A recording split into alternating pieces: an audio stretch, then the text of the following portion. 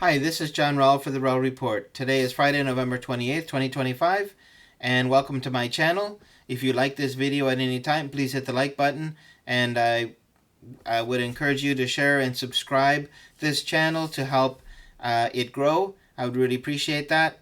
Anyway, let's get right into the matter at hand, which is the increase in tensions in East Asia between China and Japan. What's going on?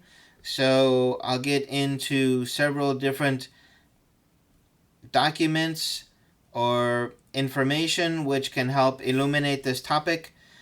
First, Japan put out this national security strategy, national defense strategy, and defense build-up program in September 2024. So this document is put out with not on a set schedule. The previous document came out in 2013, and the next document will come out at the end of 2026. So you can see there was a first 11-year gap between two documents, and then basically 2-year gap. So things are changing very quickly in Japan, and so there is a very wide usage of the term defense in this document. Let's see if I can get out of the way and do a search of this document. So anyway, defense. The word defense is used 167 times in this document, but you'll see that the expansion, the remilitarization of Japan is no longer regarding simply defense. It's now offense. So I'll get into this document and show you a little more about that, but you're welcome to go to this document. I'll leave a link in the description below, so you're welcome to go as well and check it out. There's a lot of details in here. I'm going to page 16. So here we have the 3 new conditions for the use of force. So here is the expression used by the Japanese Prime Minister. She had been, I guess, came into office about a month ago and already angered China with the use of a similar expression. So you'll see in this document that this is not a new use for this expression.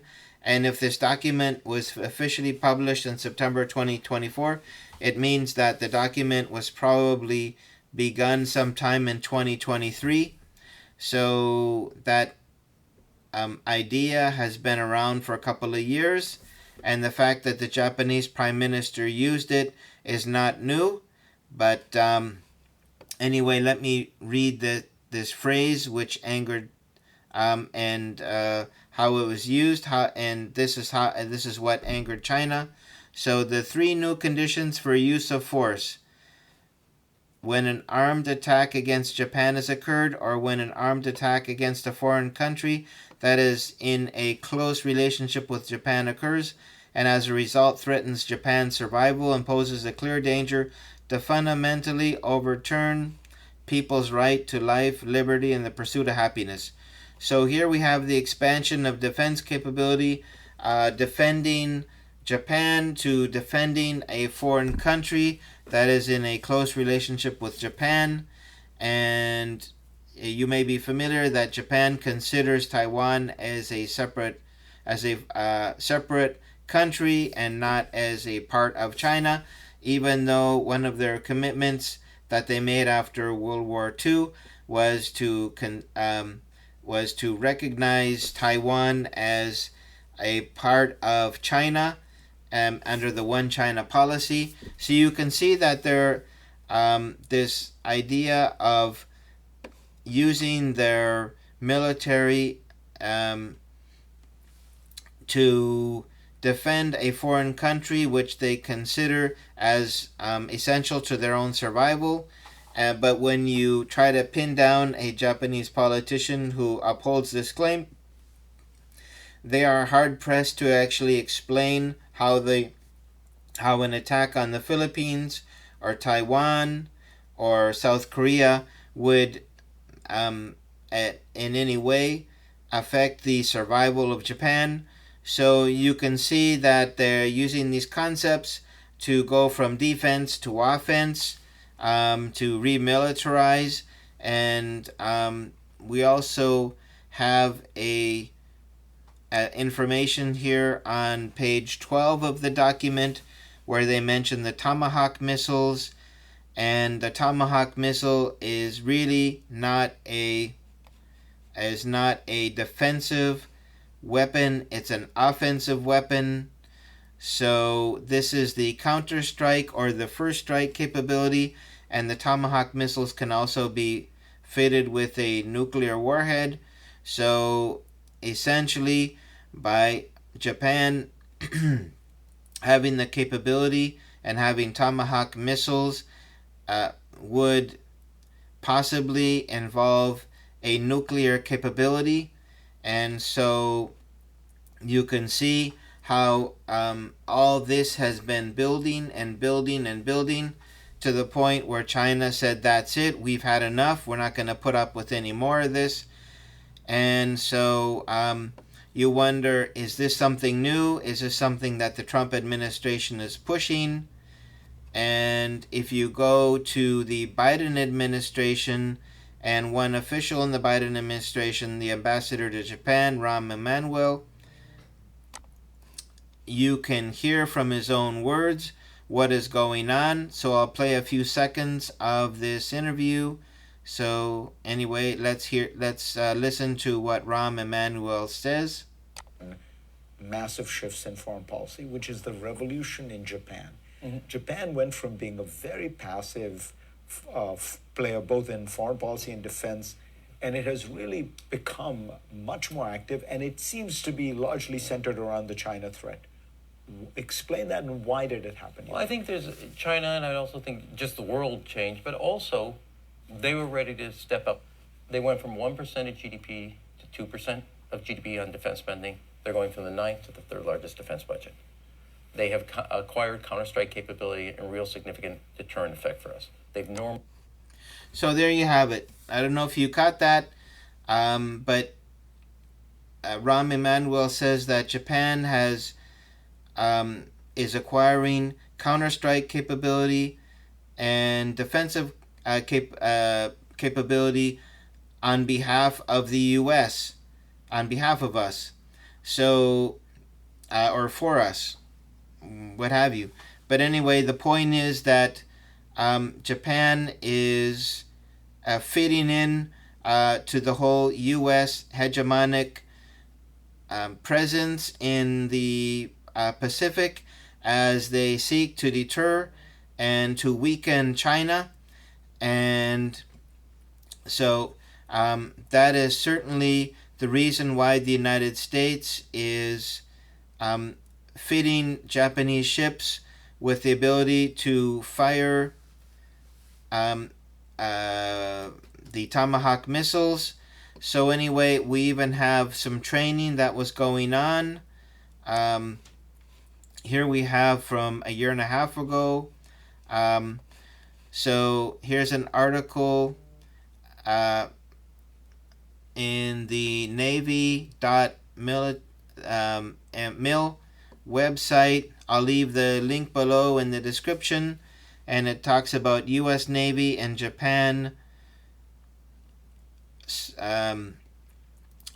Japan Self-Defense Force conduct Tomahawk land attack missile training. So these are offensive capabilities that Japan is acquiring from the United States, and also Japan has purchased I believe 400 Tomahawk missiles. So if you put a nuclear warhead on each one, they would have a very strong nuclear capability. Now the Japan has committed to nuclear non-proliferation, and the acquiring of nuclear missiles for Japan would also break the commitments that I made after World War II. but you can see that this is all taking, small little baby steps. And so if they take these small little baby steps, some call salami slicing, these little baby steps, then it's like it's never really, it never really hits the other side that this is becoming serious. But at some point, China realized this is becoming serious, and they need to put a stop to it. But you see how Japan is, sent their military for training, and they sent their ships to the United States to be fitted with the ability to launch tomahawk missiles. And if you want to read this article, again, I'll leave the link below. And we have an area where we may have some conflict between, well, we do have an actual conflict between China and Japan, and that is the Senkaku Islands. So these are basically, you can see here, they're a little more than barren rocks, but you really wouldn't be able to establish a population here, but certainly a military presence could be established, a dock for military ships. They could, a country that controls these islands could place, military, missile launch silos. So anyway, these are quite useful islands for whoever controlled these, and Japan acquired them from a private seller who had, I don't know how they got them, but anyway, they supposedly bought these islands to lessen tensions, but of course they had increased tensions. And if you take a look at these islands, we go back we go to the map. Here's the Senkaku Islands. So if we zoom out, you can see that these islands are part of a these islands are about 200, I don't know if it's kilometers or miles, from Taiwan and from Okinawa. So basically, both Taiwan claim these islands, Japan claims these islands, but Taiwan is a part of China. So it really belongs to China if it belongs to Taiwan. And if you zoom out even farther, you can see the whole scenario for the problematic scenario for China, because it has its does its largest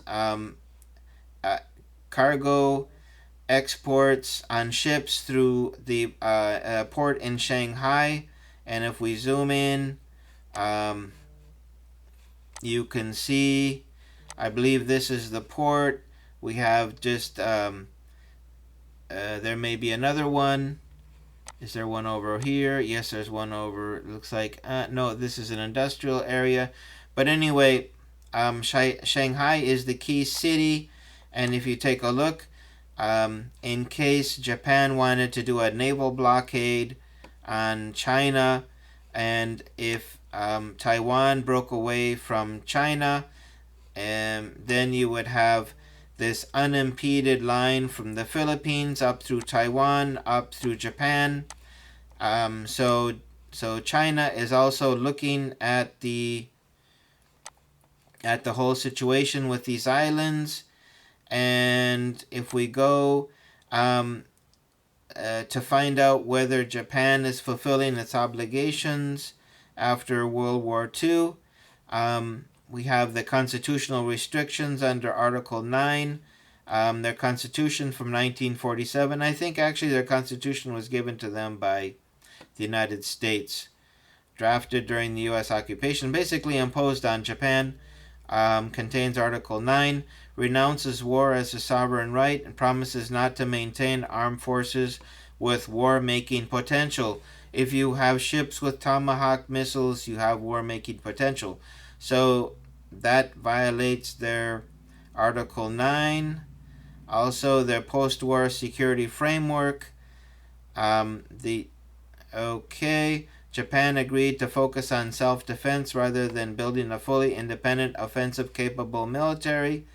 Also, the international commitments and regional sensitivities. No overseas military deployments or offensive strikes. Japan joined the international non-proliferation and peace-oriented frameworks. The 3 non-nuclear principles: no possession, production, or introduction of nuclear weapons. So once it gets those tomahawk missiles, it will also be in violation of its commitments, because essentially China or whoever in that region aren't going to know whether those tomahawk missiles contain nuclear warheads or not. So the assumption would be that they could or will be. And so also, if we go to the other question about the tomahawk missiles, I think we had seen this before, but anyway, I thought ChatGPT would be a good point to verify that that was objective. And so it says tomahawk missiles are primarily offensive weapons. Why they're considered offensive: long-range strike capability, designed for preemptive or first strike use, precision land attack role. So also, are they defensive? Not really. They are not used to intercept incoming threats. They don't serve as an air missile defense system. And so there you have it. Go back here, and we see that Japan is militarizing, and this concerns China immensely. And so where is this conflict heading? I guess that's the big question. And I would say that while the Japanese Prime Minister does not resign and does not retract her words, she is the representative of the Japanese government. She expresses the will of the Japanese people. And so this will only get worse between Japan and China. And so anyway, that concludes this video. If you found anything in this video to be useful or helpful, please like this video, share, and subscribe. And again, I appreciate your support of this channel. And I wish everyone a very pleasant, safe, and blessed Thanksgiving weekend. Take care. Bye-bye.